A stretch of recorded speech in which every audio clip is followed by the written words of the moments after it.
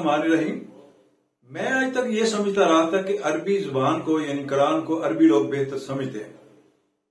مجھے اب یقین ہو گیا کہ عربیوں کو تو قرآن کا پتہ ہی کوئی نہیں۔ آپ پوچھیں گے کیوں؟ نماز میں دن میں 5 دفعہ پڑھا جاتا ہے ایاک نعبد و ایاک نستعین، اے اللہ ہم تیری عبادت کرتے ہیں، تجھی سے مدد مانگتے ہیں۔ عربی حکمرانوں نے یہ ثابت کر دیا ہے کہ وہ تو کوئی اللہ سے مدد نہیں مانگتے، نہ اس کی عبادت کرتے ہیں، وہ تو ٹرمپ کی عبادت کرتے ہیں، اسی سے مدد مانگتے ہیں۔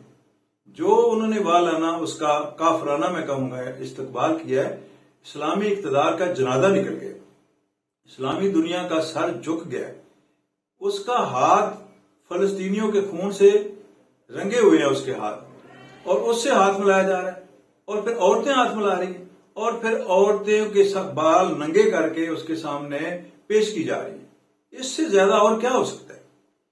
کیا وہ بھول گئے ہیں کہ اگر قوت ایمانی ہو جیسے کہ افغانستان میں تھا، انہوں نے بغیر ٹیکنالوجی کے بغیر ریسورسز کے کیا امریکہ کو شکست نہیں دے دی؟ خدا کا شکر کریں کہ وہاں مکہ مدینہ ہے، مکہ ہے، مدینہ ہے، وسائل ہیں، کس چیز کی کمی ہے ان میں کہوں گا صرف ایمان کی کمی ہے، جس کی وجہ سے انہیں ایک سے بڑھ کے ایک وہ نیچے لگ گئے ڈونلڈ ٹرمپ کے۔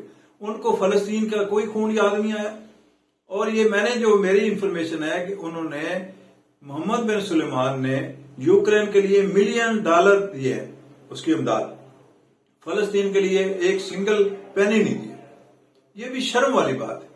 تو اس کا کرنا کیا چاہیے؟ ایک تو بڑی تکلیف ہوئی ہے، جتنی بھی تکلیف رویا جائے کم ہے، کم از کم ایک تو دعا کرنی چاہیے، اللہ تعالیٰ ہمیں توفیق دے، ہم ان کے ساتھ نہ مل جائیں۔